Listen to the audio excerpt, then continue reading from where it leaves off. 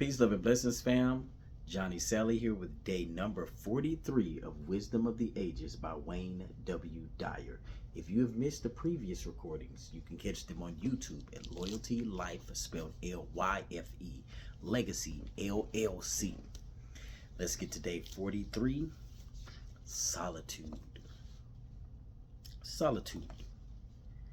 Laugh, and the world laughs with you. Weep, and you weep alone. For the sad old earth must borrow its mirth, but has trouble enough of its own. Sing, and the hills will answer.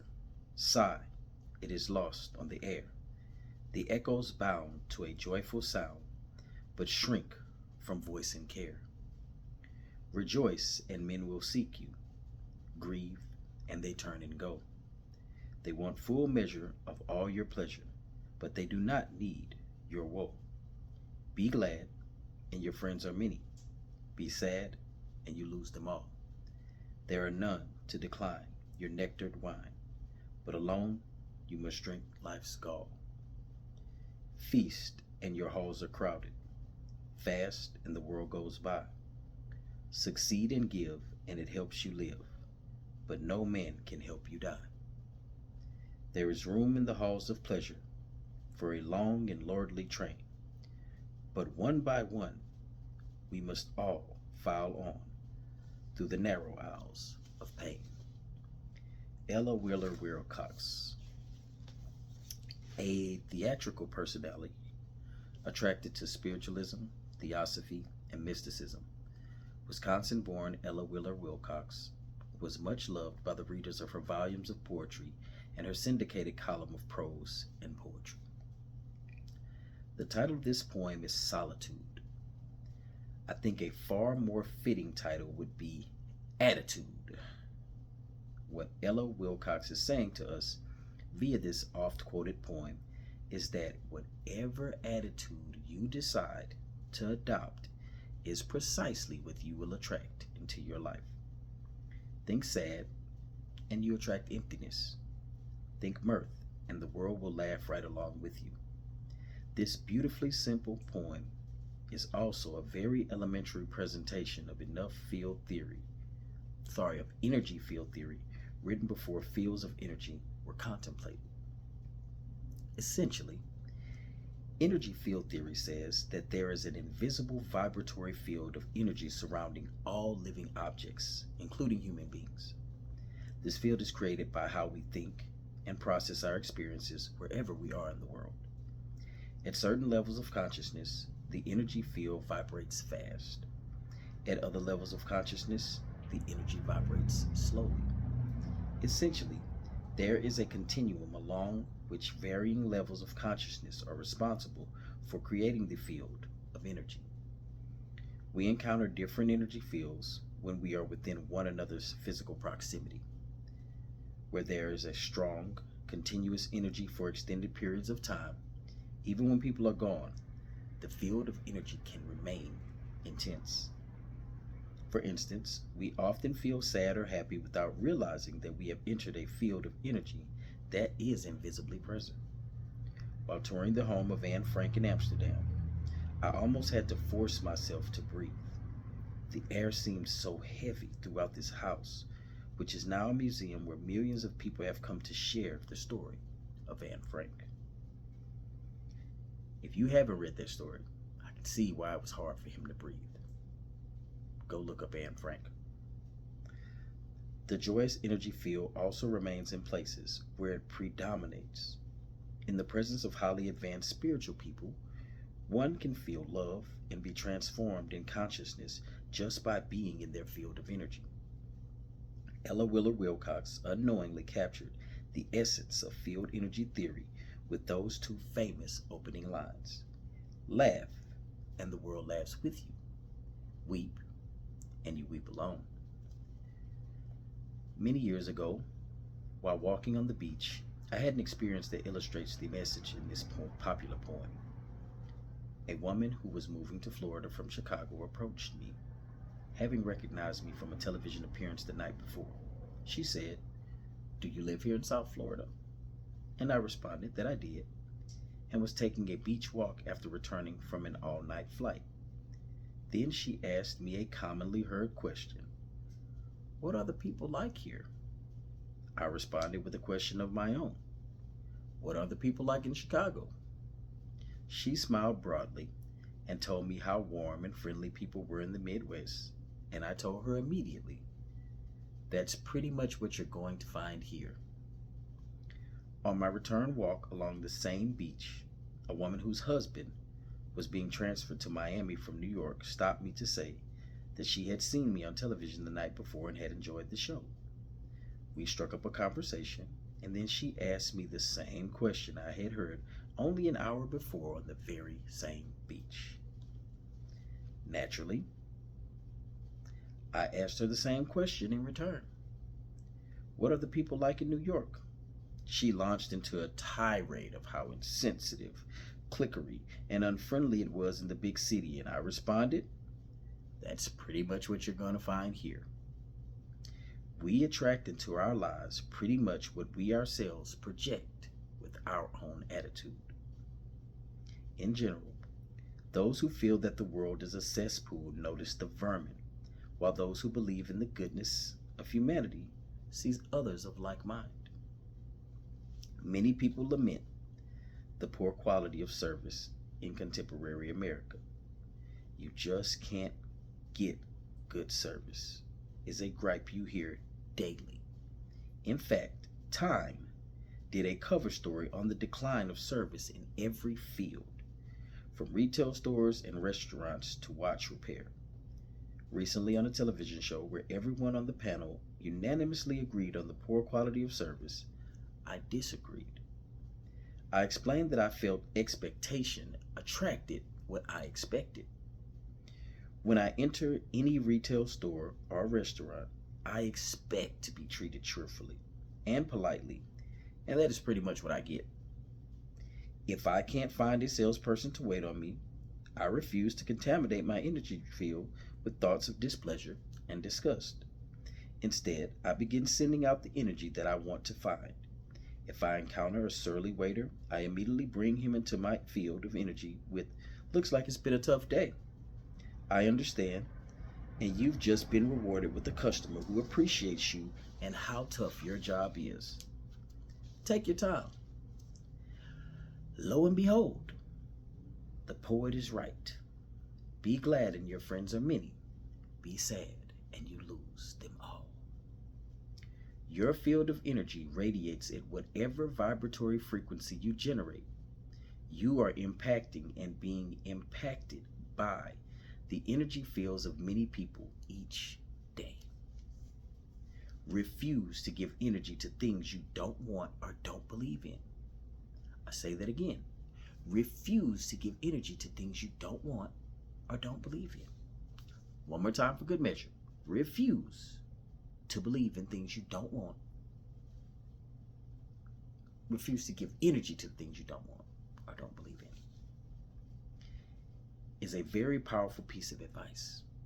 Anytime you opt for weeping rather than laughing, sighing rather than singing, grieving rather than rejoicing, sadness rather than gladness, fasting rather than feasting, or pain rather than pleasure, you are making a choice to slow down your vibrations and to pollute your immediate mental energy field. I disagree with the fasting over feasting things, because fasting can actually increase your vibrational frequency. Every morning, as you take in the first view of the day, you have the choice to say,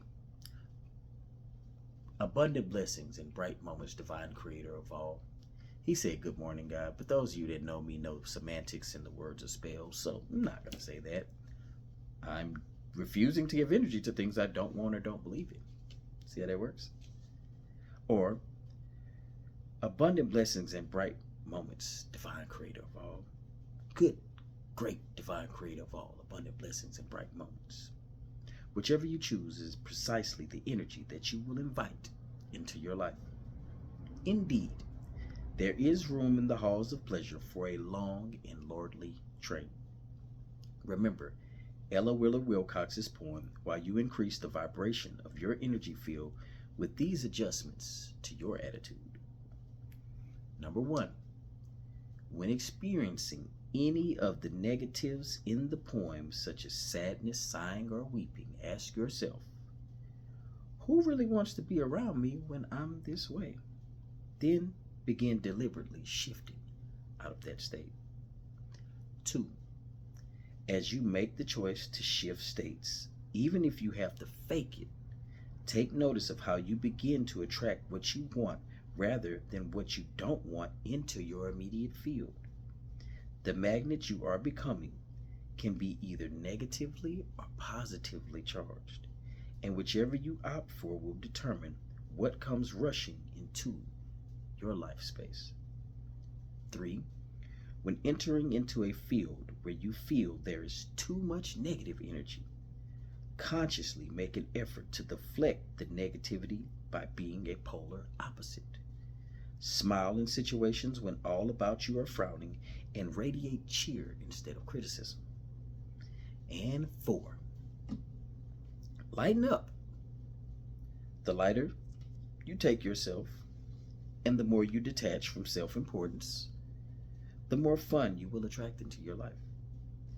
We have total control over how much laughing, singing, and rejoicing we are experiencing, regardless of how much we have convinced ourselves to the contrary.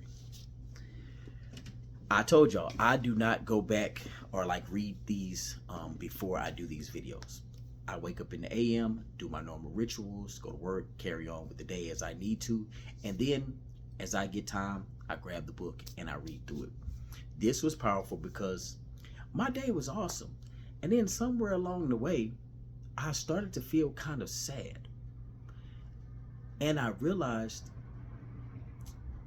it was kind of because of expectations that I was having about people in my life that I didn't necessarily have to have. It was just kind of going through the motions of the human experience, where you may look out for other people, but that doesn't necessarily mean they're going to look out for you, especially in the case of when you're being obedient and you're following what your higher self has told you to do, which is what I've done very, very much this year and the end of last year. Not saying that I hadn't done that in life, but recently the intuition has picked up, and I've noticed that when I am obedient, I am extremely blessed. But in many cases, those same individuals do not return the same effect. So me myself, I have developed somewhat of a habit of when I'm going through things, a lot of people will never know. I usually pull back, almost go into hermit mode, because at that moment in time, I'm having to fully pour into myself because I'm always pouring into others. And I'm pretty sure others in the spiritual community will tell you, we have to look out for each other, because we can't expect the people that look up to us to look out for us. And there's only so much transparency we can prevent before we build a level of content around the individuals who we look out for, because it's kind of perceived as, well, if you don't have your life all in order, or you're not happy all the time, how do I expect you to keep me happy all the time? And that's where the problem comes in. A lot of people are not able to shift their own energy. They always need somebody else to shift it for them. So us spiritual individuals, who many of us are major empaths, have the potential to do that to a higher capacity. And I say the potential is because I can direct a small amount of energy. I can direct my energy across an entire room and shift the whole dynamic of the experience if I so choose. For instance, I was at the doctor today, and the lady was like, yo, your blood pressure is low. It was like, I want to say 90 something over, no, it's like 1 something over 90 something. And I began to meditate as she went to check it again. And when I took the first couple of deep breaths in, you immediately saw it drop. And she was like, oh no, it's just gonna keep dropping. I'm gonna leave it alone. But when you've developed certain spiritual faculties, you're not only able to do that for yourself, but you can direct that to others around you. And many times we have to go into states to redirect ourselves intensely because of all that we take on. I'm even looking at the possibility of doing a minimum of 4 baths a year, to increasing that to maybe a bath every 2 months. So I might need to do one 6 times a year, because of the amount of energy I'm allowed to project, but I also receive. Now, heads up, if there's any type of negativity that's about to be sent my way, it's not going to fare well for anybody because of the things that I've compounded upon myself through the teachings of Galacticus and just embodying and building up light, because that light deflects and also projects at the same time. So anybody really wanting that smoke can get it and not even realize they're doing it to themselves, because most of us don't deal anywhere in any elements of darkness. I don't have to send anything back to you. So with that being said, we have to learn how to fully, fully, fully reject negativity at all cases and causes. It's not the easiest thing to do. It can be something as simple as somebody pressing a button that has been waiting to be pressed all day. It's like it just kept getting tapped and tapped and tapped, and it hasn't fully made connection yet. And then that next thing hits and bah! And again, when all of us, not just those of us in the spiritual community, when we are going through stages of light and happiness and joy, people are more inclined to be attracted to you. But when you're struggling, everybody just kind of seems to fade away into the shadows. I can see that as a benefit to say, in those times, that means you need to be by yourself and with yourself. Because if you're in a room with yourself, by yourself, and something goes wrong, who can you blame? So if you're being given a space to be in a room with yourself, by yourself, when you're going through a struggle, it's for you to identify and find it out. So I ask that you intently focus on your energy. Whenever you're around individuals that are negative or speaking foul, hey, you don't have to stay there. You don't have to deal with it. You're not entitled to correct anybody's energy or emotions. I don't care if that's your mother, your father, your children, your partner. Everybody is entitled to do so themselves. Now, if you elect to do so out of the kindness of your heart or out of the loyalty that you have committed to the person in devoutness, then by all means, that's your call. But also know, you still have to focus that on yourself. And by all means, don't give that type of energy to people who aren't reciprocating it back to you. I appreciate you for being here at all times, more so for yourself than for me.